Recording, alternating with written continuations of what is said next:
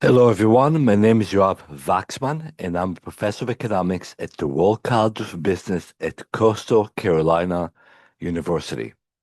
Today, we're going to cover lesson 4 for Econ 202, Microeconomics, and we're going to talk about perfect competition.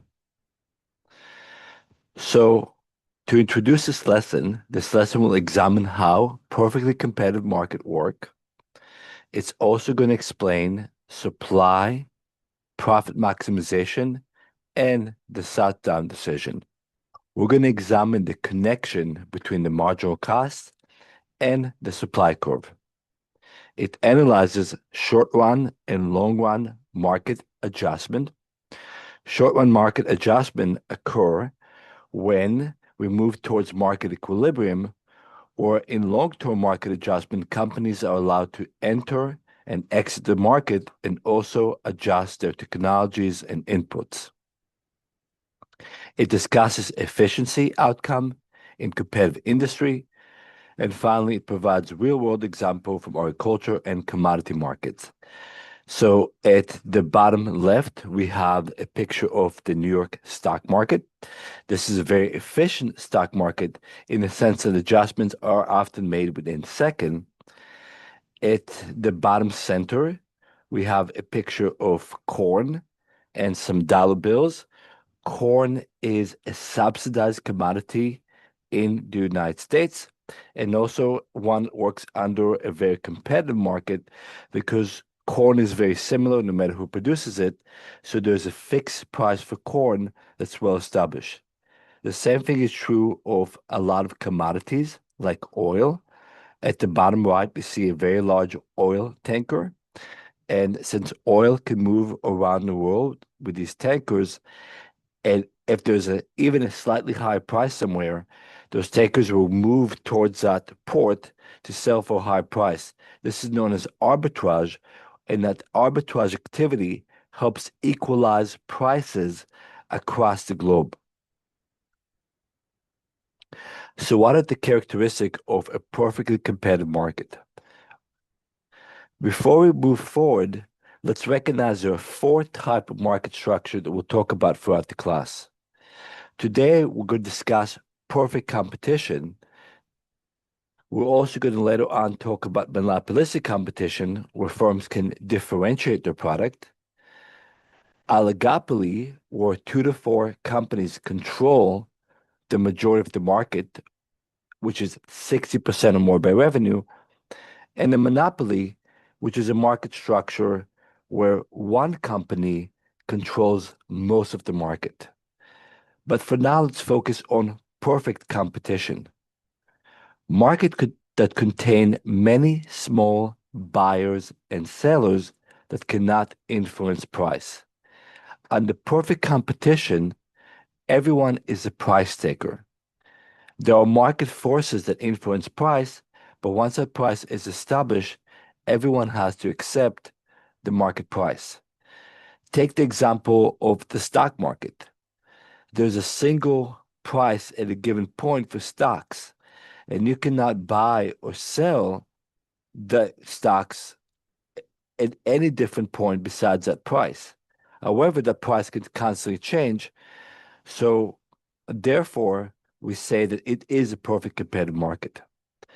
The product in this market are homogeneous across firm.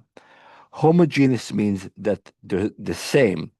And even if they're not exactly the same, consumers are not able to distinguish between them.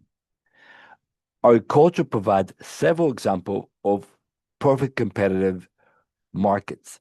For example, wheat is similar no matter what farmer you buy the wheat from. The same can be said of potatoes.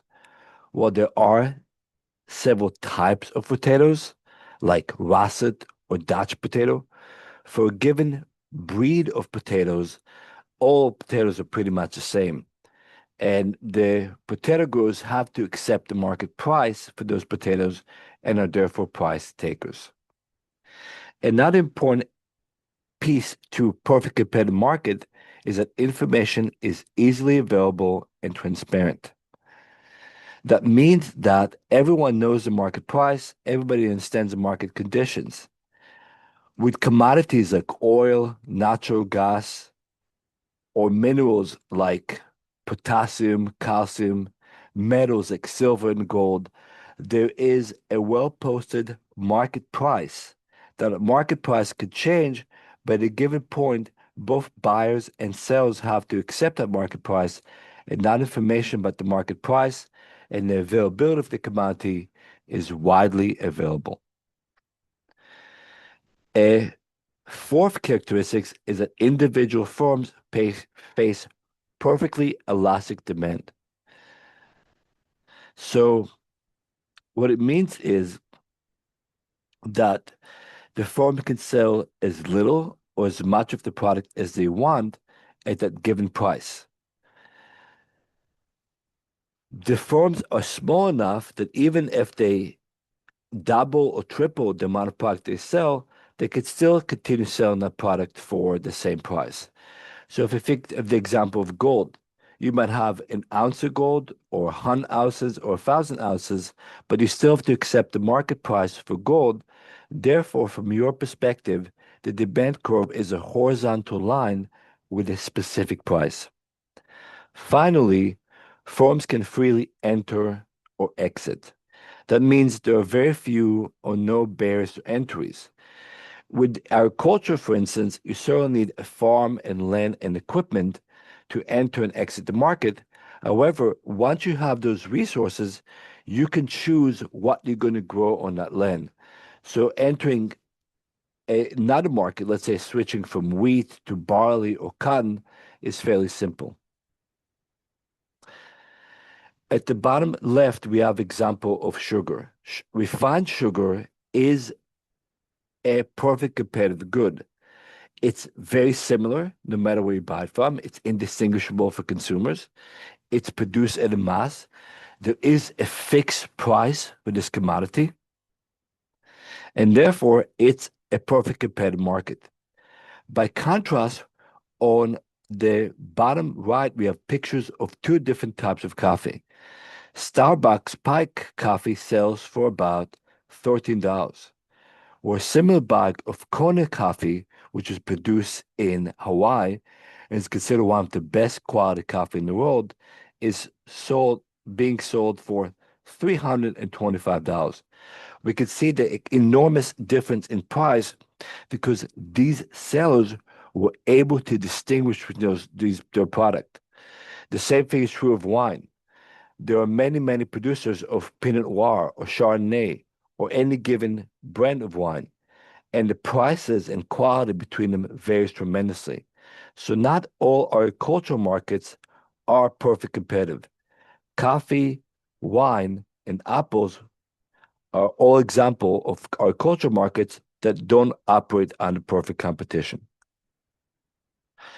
So what does it mean to be a price taking, and what and how does it affect revenue?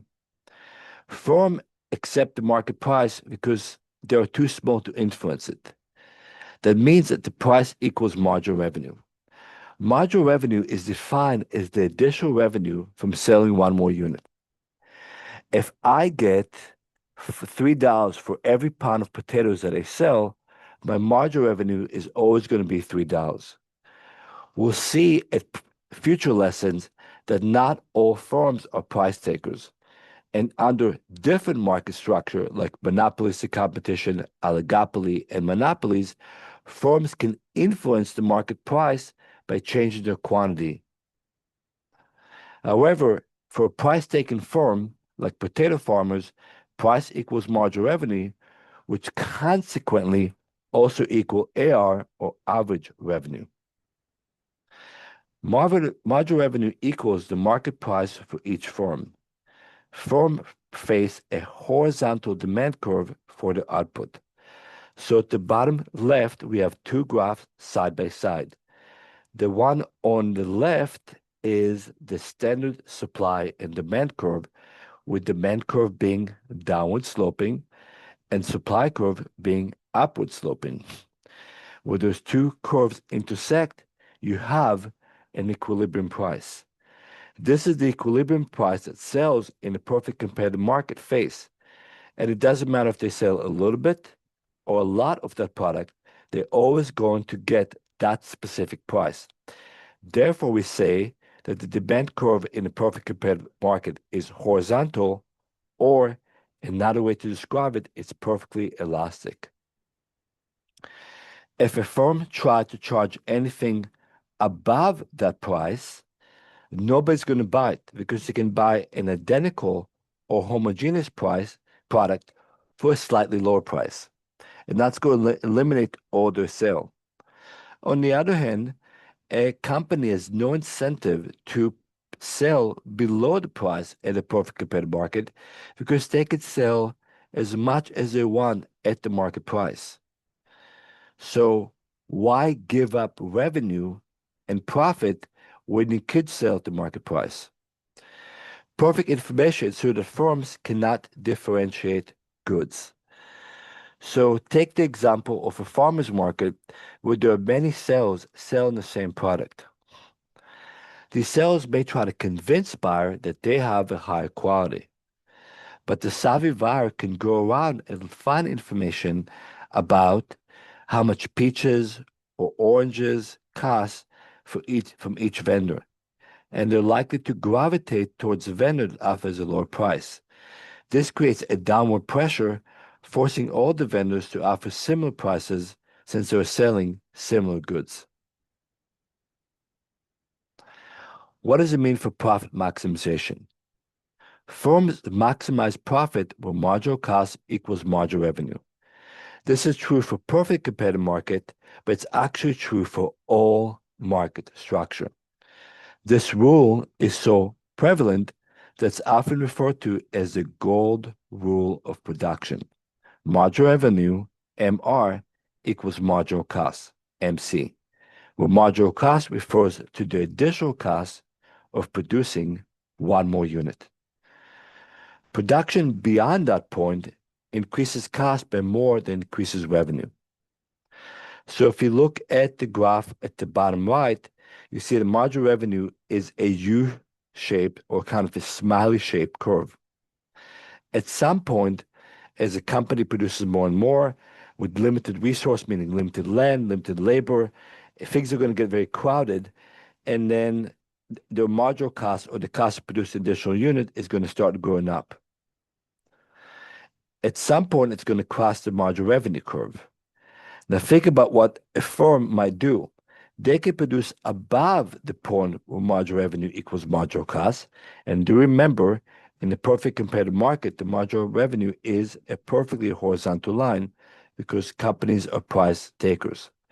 However, if you produce above that point, now the marginal cost or the cost of one more unit is above the marginal revenue, so you're losing money. You could produce below that point, but you're giving up on profit. If you just continue increasing your production, then you can generate more profit by moving towards that Q that's on the graph where the marginal revenue equals the marginal cost. We also see on the bottom left a graph of revenue and total cost. TR stands for total revenue, TC stands for total cost. Even with no production, we have a shown fixed cost, and that's what we see when we look at the red line. It has a y-intercept. As production increases, at the beginning, total cost increases at a decreasing rate. This is equivalent to saying that the marginal cost is decreasing. That's because you can specialize as you increase production, and also because as you raise production, there's synergy between the workers. So as you increase production, at the beginning, you're getting more and more efficiency. Imagine a restaurant where each person can specialize in doing something specific: cooking the food, cleaning the dishes, serving the food, or hosting the client. So at the beginning, that specialization increases productivity and therefore reduces marginal costs. However, we're going to get to a point where total cost is going to increase at an increasing rate so that this is called inflection point. then we see the curve of total cost getting steeper and steeper. By contrast, the total revenue is simply a straight line. Every time we increase production by 1 unit, we're getting the market price for it in a perfect competitive market. So at the beginning, we see that the company is actually losing money because total cost is above total revenue. Then we're going to get to a point where the company starts making money. And the profit maximizing point, marked by the maximum profit line, is a point where total revenue is as high as it can be above total cost. In other words, the difference between them, which is the profit, is the highest. The orange line, or the maximum profit line, is equivalent to the Q line on the right graph. Let's talk more about profit and loss outcomes. Economic profit equals accounting profit minus the implicit cost. So typically, when people think about profit, they're just thinking about accounting profit.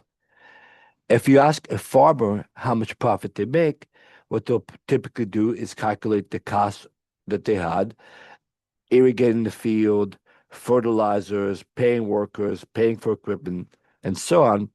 And they're going to look at the revenue they generate from selling their produce. And they take revenue minus cost, and you get what we call accounting profit. However, we must also recognize that a farmer, or really any business owner, also have an implicit cost because there's something else they could be doing. If the individual wasn't farming, then they could be doing something else, like working for a company, or maybe they could produce something else in their field, or maybe they can engage in agritourism. So there's always something else you could do with a piece of land. The economic profit recognizes it. It takes the accounting profit and also subtracts the implicit cost. The implicit cost is the opportunity cost for the business owner, or in other words, what benefit they can get if they use their resources for other activities. Note that the economic profit is always smaller than the accounting profit. Firms earn economic prices when price exceeds average total cost. Zero economic profit occurs when price equals average total cost, and economic loss occurs when price falls below the average total cost. Economic profit encourages new firms to enter the industry. So economic profit implies that the implicit cost is covered. In other words, suppose you have a growing area where restaurants are making economic profit. So restaurant owners are not only covering their costs and making profit, they're also covering their opportunity costs. That means they're making more than they would do managing somebody else's restaurant or working in another industry. That type of situation attracts more firms into the industry because new people open restaurants hoping that they too will benefit financially from doing so. By contrast, economic losses cause firms to exit the market over time. Now, at the bottom left, we have an illustration of accounting versus economic profit.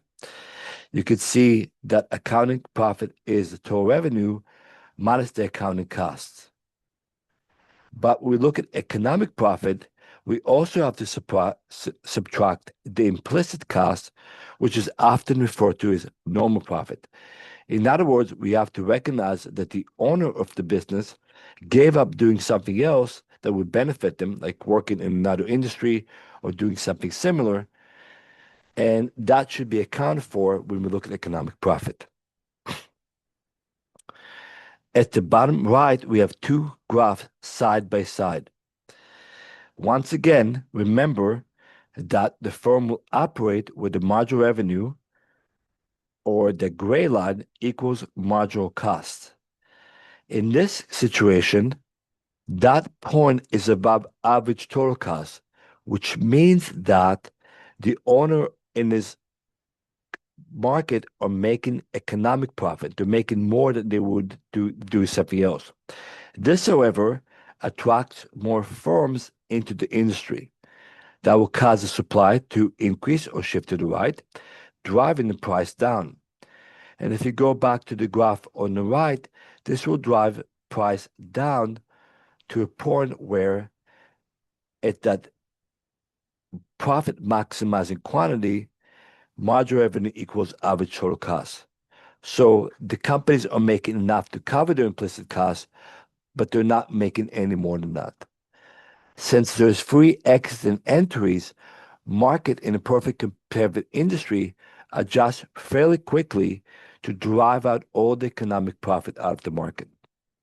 By contrast, monopolies, oligopolies, and to some extent monopolistic competition can operate with profit in the long run. But in a perfectly competitive market, there's no profit in the long run because if there's any economic profit, more firms will join the market and drive that profit away. Now, when do firms shut down? Shutting down is not a simple decision. A firm shuts down if the price falls below average variable costs. Now, a firm may continue to operate even though they're operating at an economic loss. That's because if they're operating above average variable costs, at least they can cover their worker salaries and cover some of the fixed costs that they have to pay anyhow. Take the example of COVID-19. In 2020, we experienced a major pandemic, and many businesses like restaurants and hotels lost money. But most of them did not shut down. They realized that the situation was only temporary, and as long as they can cover their variable costs and some of their fixed costs, it made sense to them to stay in business and wait for the pandemic to subside and for demand to rise up again. So, what are fixed and variable costs? Fixed costs include things like rent, insurance, and interest payment on loans that you have to pay no matter what. So, if you rent a restaurant in 2020, even though you weren't making any money and the restaurant was not operating, you still have to pay the rent for the restaurant, you still have to pay insurance, and if you had any loans, unless you can negotiate with your lender, you still have to pay interest rate on that loan. On the other hand, variable costs include salaries, raw materials, and utilities. So while you may have to pay for the rent and insurance, you can let some of your workers go, which means you pay less in salaries. You don't have to buy ingredients for the restaurants, and you don't have to pay utilities if you're not using the restaurant and not turning the lights on. So at the bottom left, we see an illustration of fixed and variable costs. As noted earlier, variable costs includes loan payments, insurance premium, rent, and administrative costs.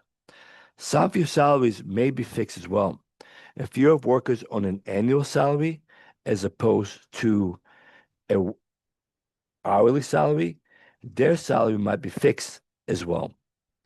Variable costs by contrast are most of your workers, especially those on hourly wages, utility expenses, sales commission, packaging, raw material, and other expenses that depend on production.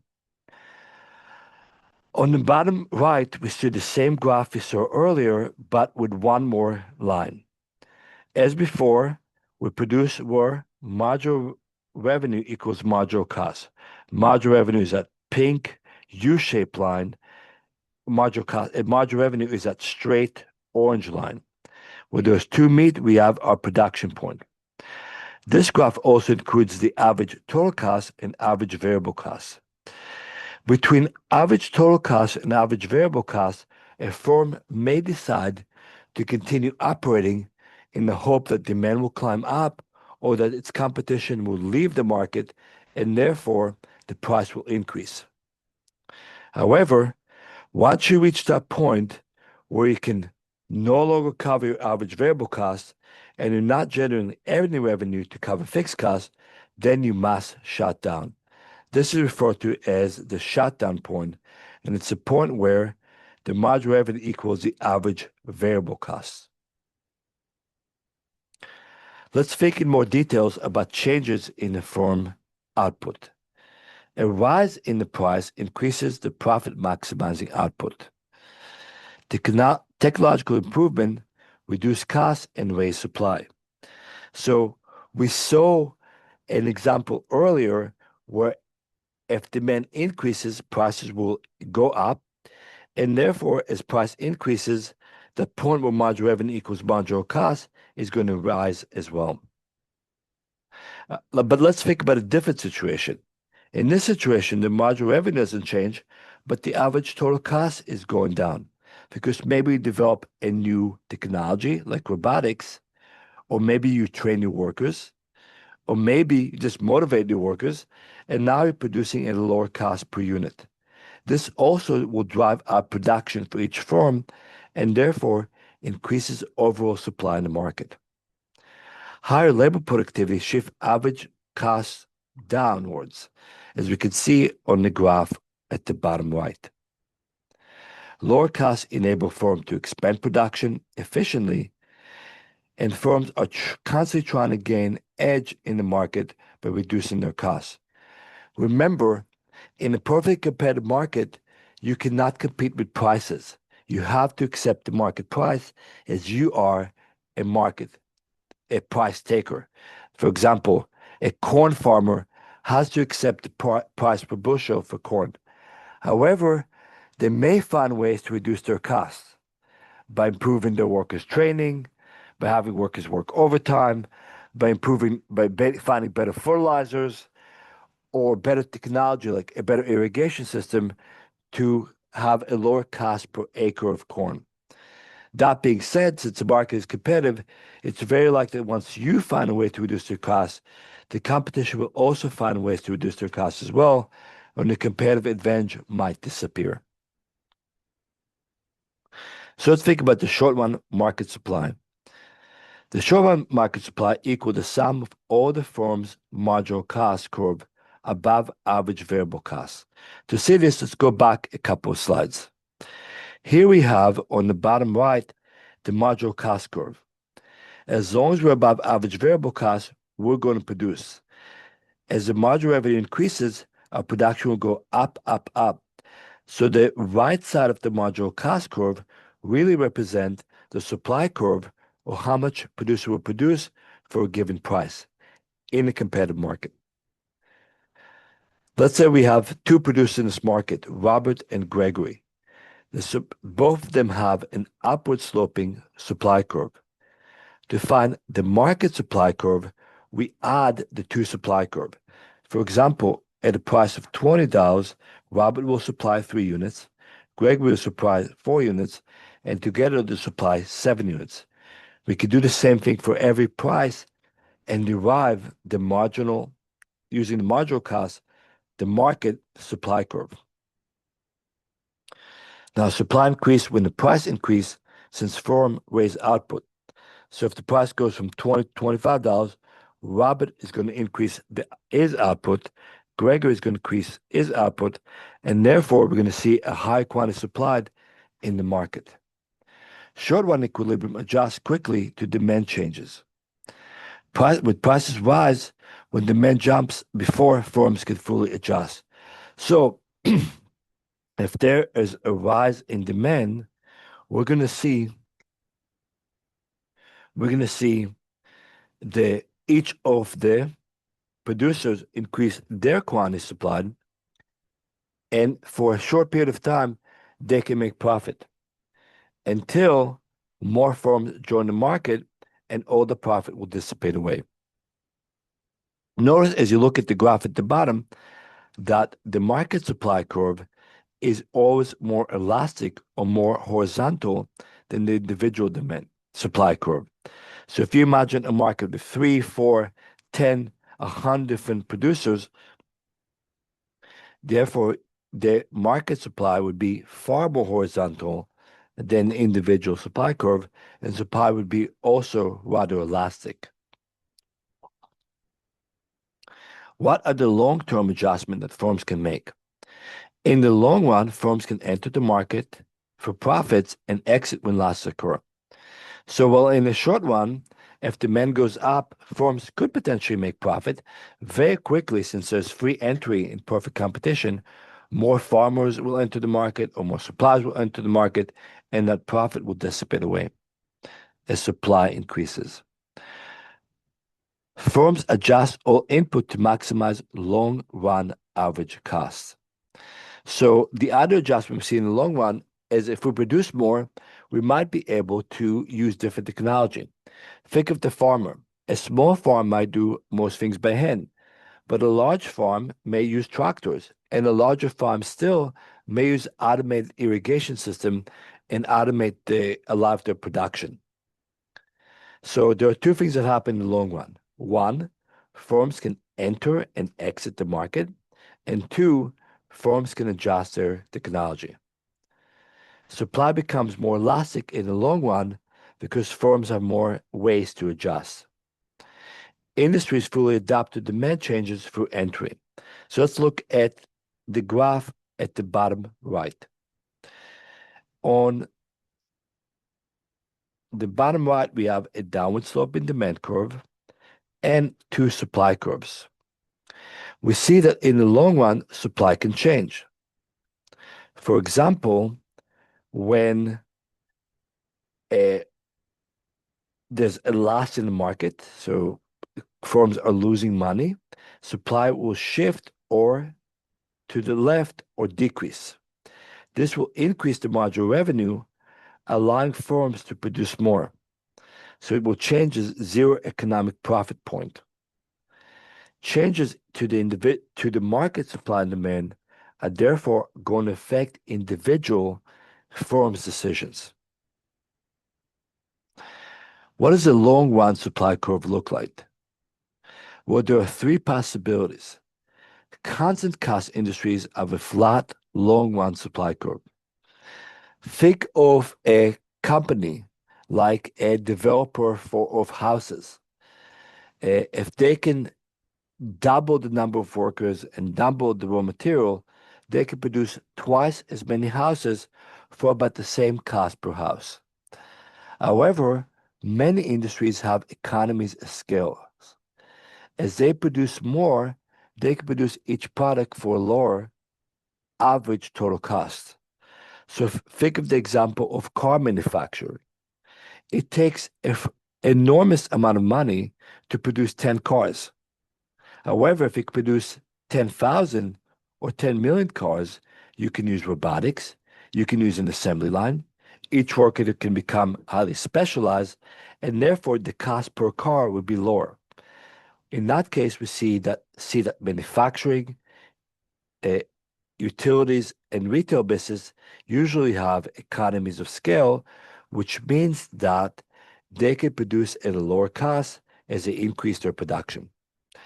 This economies of scale, on the other hand, create an upward sloping long run supply. In other words, the more you produce, the more expensive it is to produce each unit. This might be the case with hospitality. If you think of small motels, they can be run by a single family and they're very simple operation. On the other hand, large resorts require many specialized workers, multiple level of management, and very expensive equipment to heat the water and take care of the pool and do all those things. So the cost per unit, the cost per room becomes much higher. This is known as diseconomies of scale. The same is true for consulting and administration. If you have your own consulting business, you can take care of everything and the cost per unit is fairly small. But once you have a big consulting firm, you need multiple level of management and there's a lot more complexity, so the cost per case tends to go up. At the bottom right, we have an illustration of this with the long run average total cost curve. When the total cost curve is decreasing, we say we have economies of scale. In other words, the more we produce, the less we pay per unit. If that curve is a horizontal line, we say we have constant economies of scale. And if it rises, we say we have diseconomies of scale. How about some real-world example? Corn markets illustrate homogeneity, which means they produce the same product and price transparency. So therefore, they are a perfectly competitive market. In fact, Over 99% of the corn produced in the United States is dent corn. It's identical. It's not even used for human consumption. It's used as animal feed and to produce high fructose corn syrup and ethanol, something we use to as an additive for gasoline. So if all the corn farmers are producing the same thing, they have to accept the market price. Potato farming shows large number of small competitive producers. So if you're producing russet potatoes, there are many, many other farmers producing the exact same product, and therefore you have to accept the market price. By contrast, there are many types of apples. So on the bottom left, we see the different types of apples like Honeycrisp, Fuji, Gala, Granny Smith, and each one of these sells for different prices. Therefore, Apple's farmers were able to distinguish many of their product and sell them at the premium, thus con- maintaining profit in the long run. The quota farmers, for instance, shifted from wheat to corn as profit rose. This is an example of how perfect competitive market work. So you are in a perfect competitive market, if something becomes more expensive, a lot of the farmers can easily shift in that direction. Commodity exchanges provide perfect information. So the main commodity exchange market in the US is in Chicago, and you can find out the price of potatoes, corn, and other agricultural product, therefore forcing all the farmers to accept the market price because all the buyers know what the market price is. Lower costs, for instance, by GMO increases crop yields and raises market supply. But this doesn't necessarily benefit producers because if all the producers are producing GMOs and the market supply increases, the price will drop down and all the profit that they gain from having lower costs will dissipate. To summarize, a perfect competitive market requires many form, homogeneous product, which is the same product, and free entry. In other words, there are no barriers to entry. In future lessons, we're going to talk about different barriers to entries like government regulation, patent, and control over resources. Firms maximize profit when marginal revenue equals marginal cost. This is known as the gold rule, and it's also true for other market structure like monopolies and oligopolies. Short run profit leads to long run entry. So while firms could potentially make some profit in the short run, very quickly other firms will enter that market, increase supply shift to the right, and all the profit will dissipate. A long run supply depends on cost structure in the industry. Manufacturing tend to have economies of scale. The more you produce, the lower the average total cost. Where hospitality and administrative industries tend to have diseconomies of scale. The more you produce, the higher the cost per unit. Finally, competitive market achieve production efficiency. What it means is that they tend to allocate resources well. If there's some profit, the market will attract more resources, like more owners, but also more raw material and more workers. If there's less profit, resource will leave the market. Therefore, we achieve productive efficiency in perfect competitive market. Before we end the lesson, I want to leave you with a few discussion questions. How do technological improvement affect competitive market outcome? Can you provide some examples? Can you think of an example where a technology impact the market for corn, like GMOs, or potatoes, or oil? Should government intervene in competitive agricultural market to allow farmers to make profit? At the bottom right, we have a picture of a farmer holding his head while looking at a bill. Many farmers are losing money and are leaving the industry. Should the government intervene and help them make profit again? And finally, are perfect competitive market condition realistic in modern economies? So think about these questions. And once again, my name is Yoav Waxman. Thanks for listening to this lesson, and I hope to see you again in future microeconomics lesson. Have a wonderful day.